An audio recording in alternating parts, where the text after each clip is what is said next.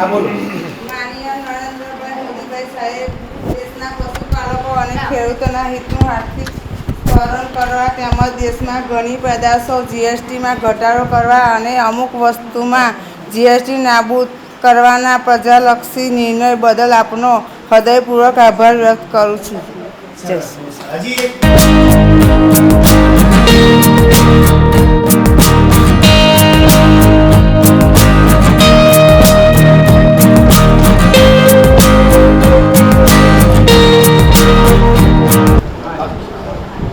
માનનીય વડાપ્રધાન શ્રી નરેન્દ્રભાઈ મોદીએ 2014માં જ્યારે દેશની શાસન ધુરા સંભાળી ત્યારથી માંડીને આજ દિન સુધી અવિરતપણે તેઓ પ્રજાની સુખાકારી માટે કાર્ય કરતા આવ્યા છે.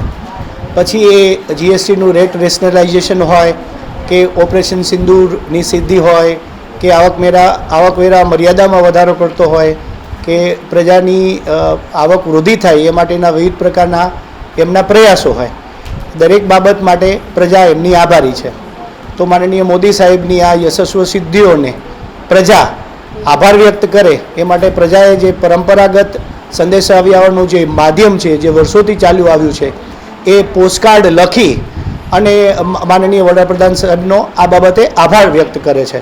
એ સંદર્ભે જ અહીં વડોદરા જિલ્લામાંથી અંદાજિત 2,80,000 જેટલા સહકારી પ્રવૃત્તિ સાથે સંકળાયેલા સભાસદોએ માનનીય વડાપ્રધાનશ્રીને આ પત્ર લખેલ છે અને આ પત્ર દ્વારા એમણે માનનીય વડાપ્રધાનશ્રીનો આભાર વ્યક્ત કરેલ છે. હા, મારું નામ મહેશભાઈ કાંતિભાઈ ચૌહાણ છે. કરાલી દૂધ મંડળીનો હું પ્રમુખ છું. તાલુકો જિલ્લો વડોદરા છે. વર્ષોથી ગામ લોકોએ મને પ્રમુખ તરીકે નિમણૂક કર્યો છે અને ગામની સેવા કરવા માટે મને તક આપેલી છે.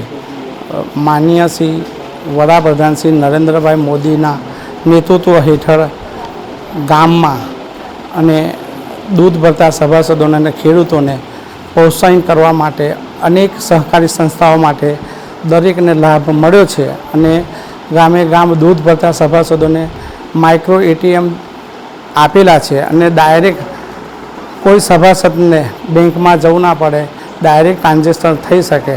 સહકારથી સમૃદ્ધિ સુધીના દરેક પ્રયત્નો કર્યા છે.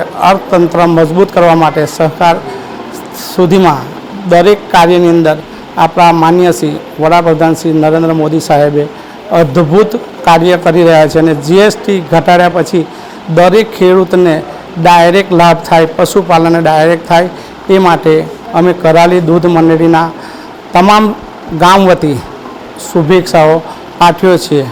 ખૂબ ખૂબ આભાર.